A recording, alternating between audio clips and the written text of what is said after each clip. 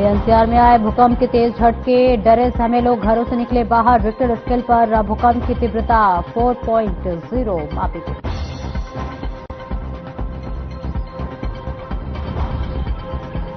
नई Delhi railway station पर हुआ हादसा, राष्ट्रपति द्रौपदी मुर्मू पीएम मोदी ने जताया दुख, सरकार ने पीड़ितों के लिए किया मुआवजे का ऐलान।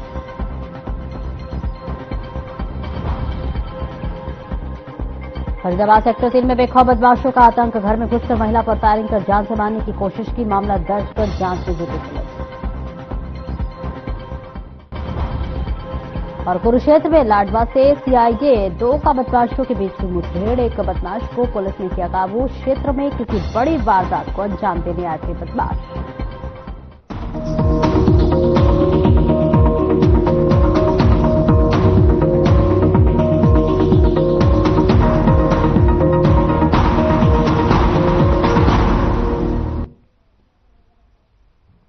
नमस्कार, हर खबर हरियाणा देख रहे हैं आप। मैं हूं आपके साथ सपना दीपक मदेशिया। बुलेटिन का आगाज करेंगे। नई दिल्ली रेलवे स्टेशन पर भगदड़ के बाद से राष्ट्रपति द्रौपदी मुर्मू ने ट्वीट किया है। उन्होंने कहा है कि नई दिल्ली रेलवे स्टेशन पर भगदड़ में लोगों के हताहत होने की खबर सुनकर बहुत दुख हुआ। मैं शोक संतप्त परिवारों के प्रति अपनी हार्दिक संवेदना व्यक्त करती हूं और घायलों के शीघ्र स्वस्थ होने की प्रार्थना करती हूं।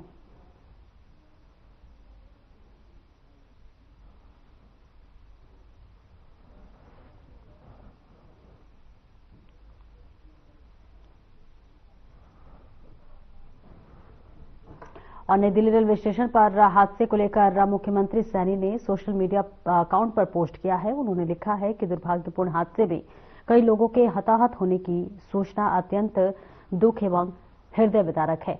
प्रभु श्री राम से प्रार्थना है कि दिवंगत आत्माओं को अपने श्री चरणों में स्थान एवं शोकाकुल परिजनों को यह असीम कष्ट सहन करने की शक्ति प्रदान करे। मेरी संवेदना शोक संतप्त परिवारजनों के साथ है। घायलों के शीघ्र स्वास्थ्य लाभ की कामना करता हूं।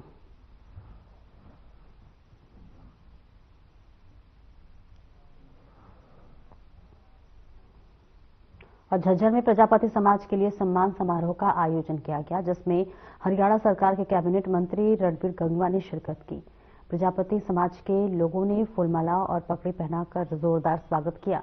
इस दौरान उन्होंने पत्रकारों से बातचीत की, जिसमें उन्होंने हरियाणा में होने वाले निकाय चुनाव को लेकर कहा कि दिल्ली और हरियाणा विधानसभा चुनाव की तरह हरियाणा निकाय चुनाव में भी बीजेपी की प्रचंड जीत होगी। तो वहीं उन्होंने नई दिल्ली स्टेशन से हुई भगदड़ में मरने वालों के प्रति अपनी संवेदना व्यक्त की है। और क्या कुछ कहा है उन्होंने पत्रकार वार्ता में, आइए आपको सुनवाते हैं।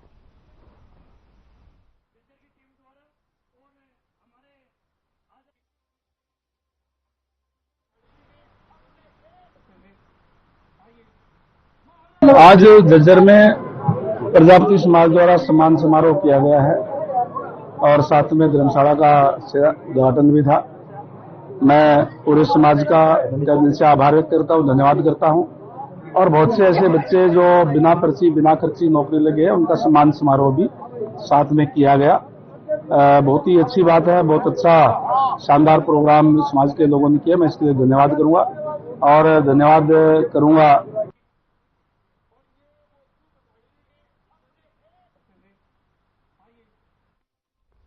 और फरीदाबाद लोकसभा प्रभारी और त्रिपुरा के पूर्व मुख्यमंत्री विप्लव देव फरीदाबाद पहुंचे और प्रेस वार्ता का आयोजन किया। प्रेस वार्ता को लेकर उन्होंने बजट को लेकर चर्चा की और इसी के साथ बजट को आम जनहितैषी बताया और कहा कि मोदी सरकार ने आमदनी में 12 लाख तक रुपए तक की छूट देकर आम जनता को फायदा पहुंचाया है। विपक्ष बिना विश्लेषण किए ही बजट को गलत बताता है। वहीं राहुल गांधी पर कटाक्ष करते हुए बोले कि उनको तो ये नहीं पता होगा कि कब सर्दियां आती हैं और कब गर्मियां आती हैं। इस प्रेस वार्ता के दौरान जिलाध्यक्ष राजकुमार दोहरा, जिला प्रभारी नरेंद्र वत्स, राज्य मंत्री राजेश नागर, पूर्व कैबिनेट मंत्री और बल्लभगढ़ से विधायक मूलचंद शर्मा, पूर्व सांसद सुनीता दुग्गल मौजूद रही।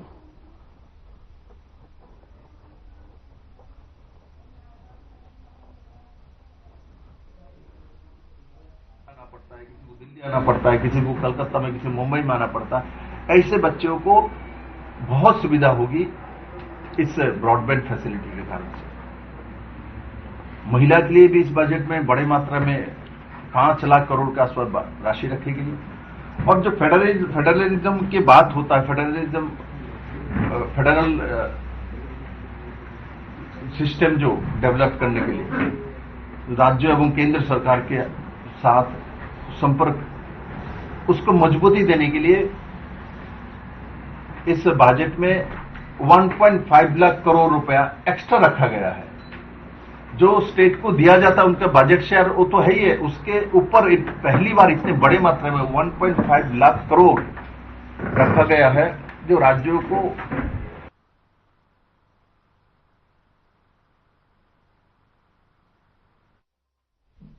और पिहोवा में अमेरिका से रिपोर्ट होकर आए एक युवक को पुलिस ने गिरफ्तार कर लिया है। युवक पॉक्सो एक्ट के मामले में फरार चल रहा था। कोर्ट ने उसे भगौड़ा घोषित किया हुआ है। युवक के अमृतसर में प्लेन से उतरते ही पुलिस ने उसे हिरासत में ले लिया। इस मामले में पुलिस और भी गिरफ्तारी कर सकती है। आपको बताते चले कि इस युवक पर एक नाबालिग के साथ छेड़छाड़ का आरोप है और ऐसे में इस युवक को पहले ही भगौड़ा घोषित कर दिया गया था और अब अमेरिका से ये रिपोर्ट होकर आया है, जिसके बाद इसकी गिरफ्तारी कर ली गई है और भी गिरफ्तारी इसमें हो सकती है कि कौन कौन इस पूरे मामले में संलिप्त थे। फिलहाल पुलिस जांच पड़ताल कर रही है और युवक को गिरफ्तार कर आगे की कार्रवाई शुरू कर दी है।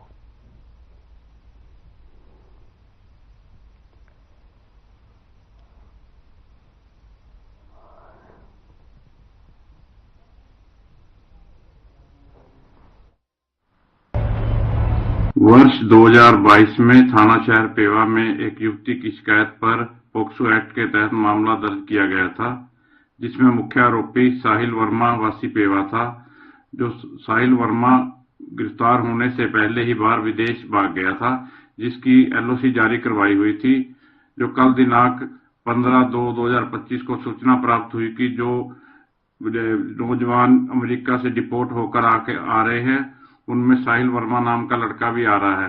जो पता चलते ही हमने अपनी टीम अमृतसर एयरपोर्ट पर भेज दी थी और जहां पर युवक साहिल वर्मा को मुकदमा में आज विधि अनुसार गिरफ्तार कर लिया गया था और आज मान्य अदालत में पेश करके न्यायिक रास्ते में भेज दिया गया।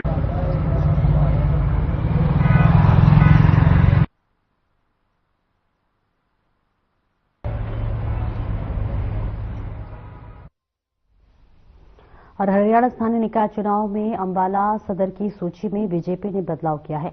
आपको बता दें कि पहली सूची आने के बाद अनिल विज के आवास पर उनके समर्थकों ने विरोध जताया था। समर्थकों का आरोप था कि विधानसभा में अनिल विज के खिलाफ प्रचार करने वालों को बीजेपी ने उम्मीदवार बनाया है। वहीं अनिल विज ने भी इस मामले पर हाईकमान को मेल भेजा था, जिसके बाद बीजेपी ने दूसरी सूची जारी की है, जिसमें कई पार्षद उम्मीदवारों के नाम बदले गए हैं।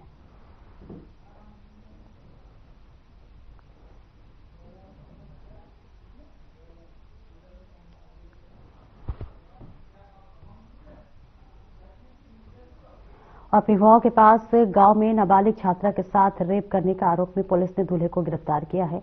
आज आरोपी दूल्हे को बारात लेकर जानी थी, लेकिन हर देर रात जो है पुलिस ने आरोपी को काबू कर लिया है। बताते चले कि आरोपी दूल्हे को कोर्ट में पेश किया जाएगा।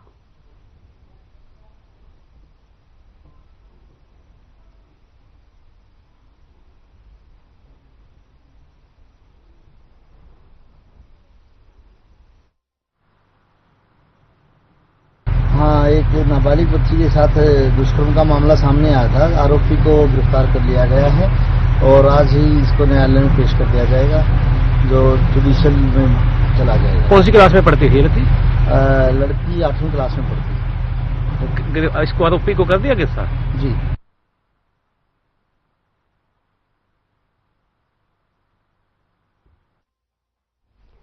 और खबर सिरसा से है, जहां पर संपत्ति विरुद्ध अपराधियों के खिलाफ चलाए जा रहे विशेष अभियान के तहत कार्रवाई करते हुए जिला की सीआईए एलानाबाद पुलिस टीम ने 5 बकरियां चोरी करने के मामले में 4 युवकों को गिरफ्तार कर लिया है।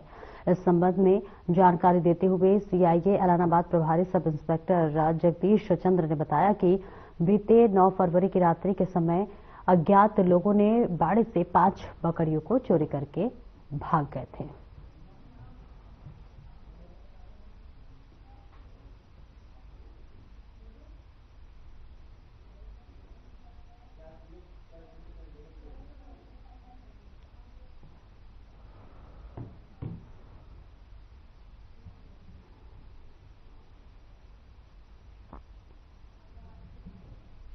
और वहीं प्रयागराज में लगा कुंभ का मेला भले ही समापन की ओर बढ़ता हुआ नजर आ रहा है, बावजूद इसके श्रद्धालु अभी भी बड़ी संख्या में कुंभ की ओर रवाना हो रहे हैं।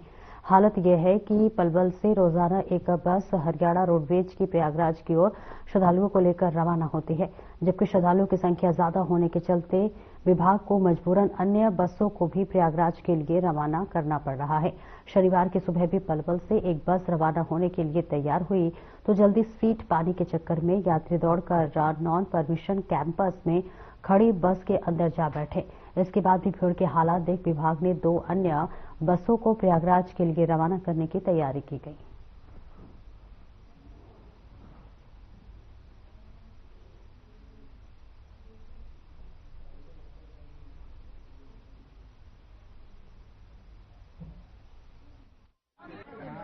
अजीत कुमार राय। अजीत जी कहाँ रहते हैं? Palwal friends colony. अब कहाँ जा रहे हैं? प्रयागराज कुंभ नहाने। तो क्या माहौल है? अब लगभग अंतिम चरण पे है। माहौल बहुत अच्छा है सर, वहाँ जाने के बाद देखेंगे और चीजें कैसी है क्या है, क्योंकि कुंभ नहाना एक बहुत बड़ा आदमी का अभिलाषा होता है, इसको पूरा करने के लिए जा रहे हैं। और यहाँ बस में व्यवस्था अच्छी है, सबको सीट मिली हुई है, कोई प्रॉब्लम नहीं है। रोडवेज की व्यवस्था को लेकर क्या कहेंगे? बहुत अच्छी है सर, सबको सीट मिल रही है, जिसको नहीं मिली उसको दूसरी बस भी जा रही है। अंतिम चरण पे है मेला। हाँ जी, बहुत भीड़ है। तो भी भीड़ है बहुत।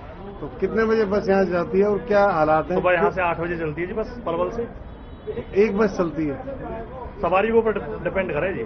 तो बस अब 3 बस जाएंगी आज, सवारी ज्यादा है जी। हाँ जी, सवारियों की सुविधा को लेके सब तरह की बहुत सुविधा है जी, कोई दिक्कत नहीं है। रास्ते में ना वहाँ पे ना, रास्ते में बहुत सुविधा है। 4 जगह रुकती है ऑटो पे बस, कोई दिक्कत नहीं। कहा जा रहा है 20 किलोमीटर पहले बस रुक जाती है, ऐसा कुछ है? नहीं जी, जाम के ऊपर है। कल तो 10 किलोमीटर पहले रुकी है, फिर वहाँ पे मिनी बस चल रही है वहाँ की रोडवेज, और फिर आगे से हुए टेम्पू।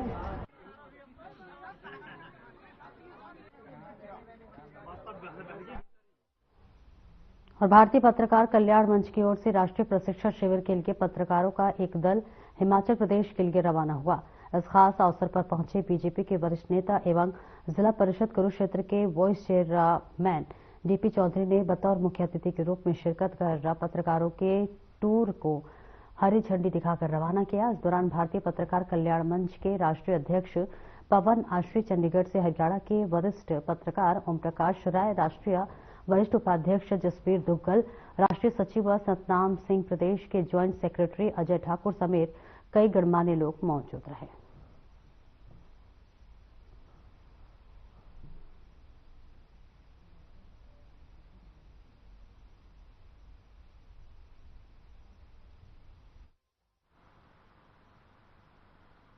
भारतीय पत्रकार कल्याण मंच के तत्वाधान में पिछले 9 वर्ष से हम लोग सभी जो हमारे साथी होते हैं, जो हमारे यूनियन से सदस्य जुड़े होते हैं, हम शिमला, मनाली, मंसूरी, नीलकंठ, माता वैष्णो देवी आदि में जाके अपना प्रशिक्षण शिविर लगाते हैं। उससे पहले हमारा हरियाणा पत्रकार कल्याण मंच था रजिस्टर्ड, जिसको हम कुल मिला के हरियाणा पत्रकार कल्याण मंच और भारतीय पत्रकार कल्याण मंच की ओर से बिना किसी नागा के आज 27 वर्ष हो गए। वो चौथा स्तंभ है। जिस तरह से ये दिन रात एक करके समाज के प्रति अपने दायित्व का निर्वहन करते हैं, इनकी सत्यापन की जो खबरें समाज को मजबूत करने का काम करती है। मैं बधाई देना चाहूंगा भारतीय पत्रकार कल्याण मंच को कि वो समय समय पर ऐसे शिविरों का आयोजन कर देश और प्रदेश में भ्रमण कर हर उस छोटी बड़ी खबर को जनता के प्रति जागरूक करने का काम करें।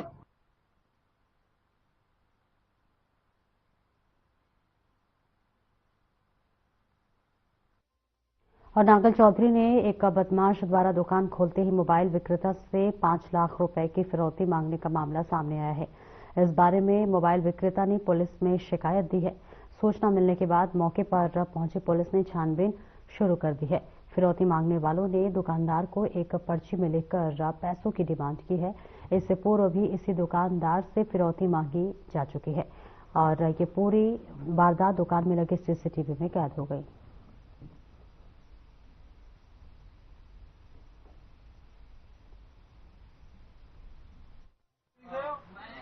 देखो, जैसे हमारी दुकान खुली थी 9:30 बजे, तो एक लड़का आया 9:45 के समथिंग, उसके हाथ में एक बेसबॉल थी, लकड़ी थी उसके हाथ में। उसने आते ही लड़के को एक पर्ची पकड़ाई, बोले इस पर्ची को पढ़ ले। और फिर उसने पहले शीशे पे वार किया, फिर इस वाले शीशे पे वार किया, और फिर वो पर्ची, फिर हमने उसको पकड़ने की कोशिश की, फिर वो वहां से भाग गया। और पर्ची में लिखा हुआ था कि आप 5 लाख रुपए दे दो वरना आपको 2 दिन के अंदर मार दिया जाएगा। इसी पर आप पूछ सके? नहीं, ये कार्रवाई मेरे पे आज से 2 महीने पहले भी ऐसी ही हुई थी वारदात। तो मैं पुलिस कार्रवाई से ये कहता हूँ कि जल्दी से जल्दी कार्रवाई की जाए उनके खिलाफ और उनको सख्त से सख्त सजा दी जाए। किसी को चोट वगैरह तो नहीं आई? नहीं, किसी को चोट वगैरह तो किसी को नहीं आई। कुछ सामान वगैरह, पैसे, नकदी कुछ उठा के ले गए? नहीं, ऐसा कुछ नहीं है, उसने केवल यही काउंटर पे वार किया था।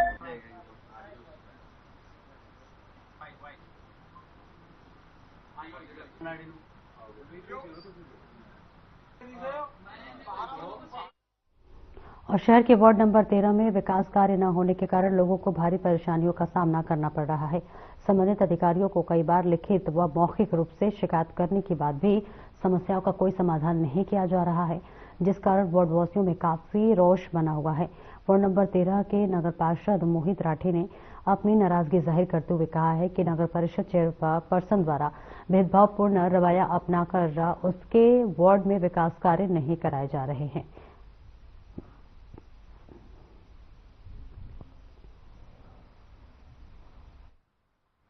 प्रेस कॉन्फ्रेंस का नगर परिषद के चेयरपर्सन द्वारा हमारे वार्ड में आज तक कोई भी टेंडर नहीं लगाए गए। 2.5 साल हो गए, 2.5 साल में 2.5 काम भी हमें गिनवा दे तो हम मान जाएंगे। लाइटों का एक बड़ा गिरोह इन्होंने बनाया है, स्ट्रीट लाइटों का बहुत बड़ा घोटाला है। किस तरीके से लाइटें आती हैं और लाइटें नहीं लग पाती वार्डों में। जो भेदभाव का रवैया है नगर परिषद चेयरमैन द्वारा, वो बहुत गलत है। मीटिंग को 1 साल हो गया है, नगर परिषद की जो हमारी बोर्ड की मीटिंग है 1 साल से मीटिंग नहीं हुई है, तो भादुगढ़ में विकास कार्य कहां से होंगे? सटी लाठी है जी, चेयरपर्सन भेदभाव करनी है 13 वार्ड में। और जो हमारे पर्सनल एडिशन जो है, हम उनके साथ रात दिन के लिए धरने पर बैठेंगे। हमारी समस्याएं पूरी नहीं हुई। इतने गलियां टूटी पड़ी हैं, नालियों की सफाई नहीं, और स्ट्रीट लाइट ठीक करने वाले आते हैं, 2-4 लाइट ठीक करके चले जाते हैं। मगर भाई और भी रहेगी हमारी लाइट है ठीक करनी, बोले इतना ही सामान मिल रहा, हमने ये कर दी थी।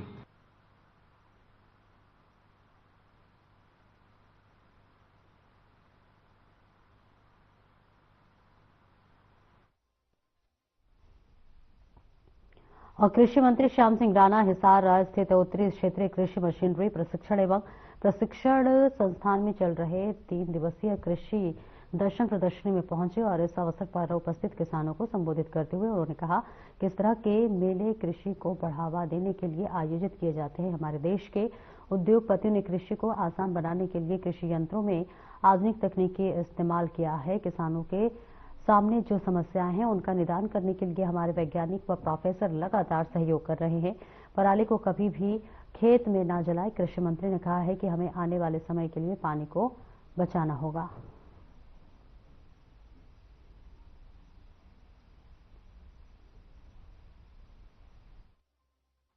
आज कृषि मेले इसलिए लगते हैं भाई, हम किसानों को जितना ज्यादा से ज्यादा खेती को आसान करके दें उतना ही अच्छा है, क्योंकि कलयुग है ये, इसमें कड़ों से ही काम होता है ना, मशीनरी से। और मशीनरी हम किसान को छोटी बड़ी मशीनरी पे सब्सिडी देने का भी प्रयास कर रहे हैं। सर, नगर निगम के चुनाव जो है आ गए हैं, तो क्या कहेंगे नगर निगम चुनाव? निगम के चुनाव हो या एमएलए के चुनाव हो या लोकसभा के, ये संगठन से जीते जाते हैं। हमारा संगठन मजबूत है, बूथ लेवल पे मजबूत है, और हम समझते हैं भी पन्ने पे भी मजबूत है। जितने ही हमारी वोटर लिस्ट के पन्ने हैं, हर पन्ने पे हमारा कार्यकर्ता है। तो इसलिए भारतीय जनता पार्टी चुनाव जीतना बहुत जरूरी है।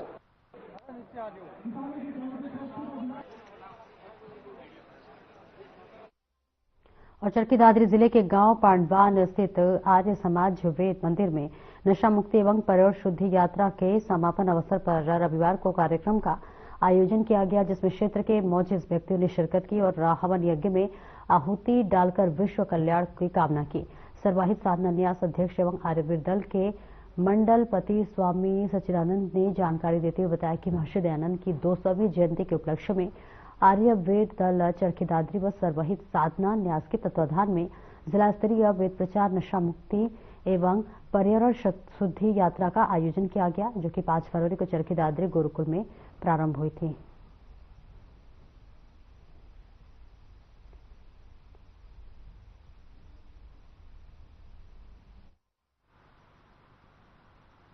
पाँच फरवरी से आज 16 फरवरी को इसका समापन समारोह है। 11 दिन की यात्रा, ब्रह्मचारियों को भी पटका दे दे पीछे। 12वें दिन इसकी यात्रा का समापन 108 कुंडीय हवन के साथ हो रहा है।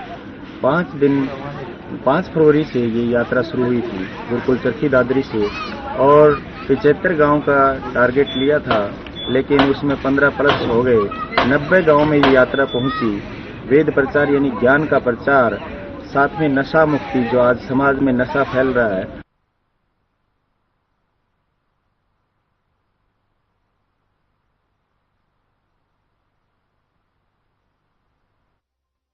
और फरीदाबाद के सेक्टर 3 हाउसिंग बोर्ड कॉलोनी ने उस समय दहशत फैल गई जब एक महिला अपनी बेटी को घर पर ट्यूशन पढ़ा रही थी।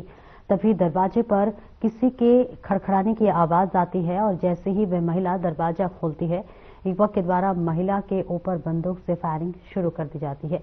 जैसे तैसे महिला अपने आप को और अपनी बेटी को बचाती है, लेकिन हमलावर जब तक गोली मारकर मौके से फरार हो गया। फिलहाल पुलिस ने महिला को उपचार के लिए निजी अस्पताल में भर्ती करवाया है और महिला के बयानों के आधार पर मामला दर्ज कर आरोपियों के इलाके में लगे सीसीटीवी फुटेज के आधार पर गिरफ्तारी के लिए क्राइम ब्रांच की टीमों का गठन किया है। फिलहाल आरोपी को कोर्ट में पेश कर पुलिस रिमांड पर लिया जाएगा।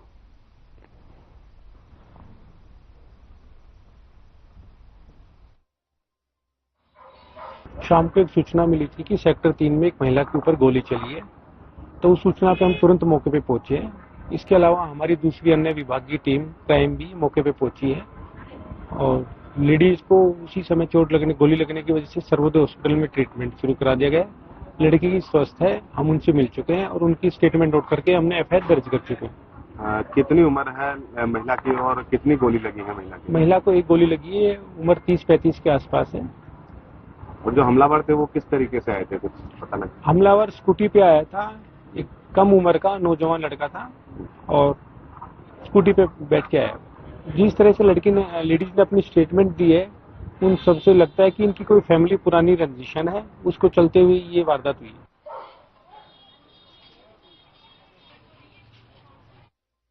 और लाडवा के गांव जंदेरा के पास मुठभेड़ हो गई है, जहां एक पुलिसकर्मी को गोली लगी तो वही बदमाश के पैर में भी गोली लग गई है। घायल पुलिसकर्मी को कुरुक्षेत्र के सिविल अस्पताल में भर्ती किया गया है। एसडीएफ व पुलिस टीम द्वारा बदमाशों का पीछा करने पर बदमाशों ने पुलिस पर भी फायरिंग कर दी। एक पुलिसकर्मी पर बदमाश ने भी फायरिंग की, जहां पुलिसकर्मी द्वारा बुलेट प्रूफ जैकेट पहने जाने पर गोली छाती पर पहनी बुलेट जैकेट पर जाकर लगी। वहीं पुलिस ने क्रॉस फायरिंग भी की, जिसमें एक बदमाश को गोली लगी है।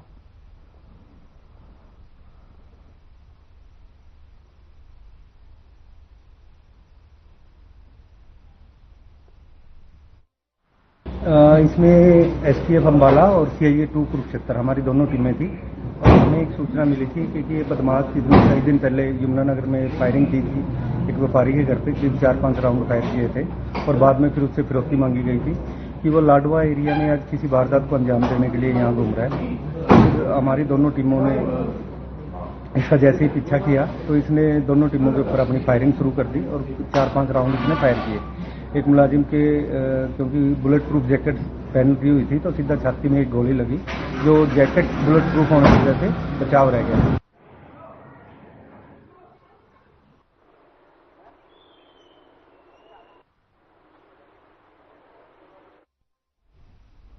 फिलहाल में इस बुलेटिन में मेरे साथ इतना ही और अब वक्त हो चला है हमारे खास कार्यक्रम डॉक्टर राकेश गुप्ता के साथ प्लस माइनस का। नमस्कार।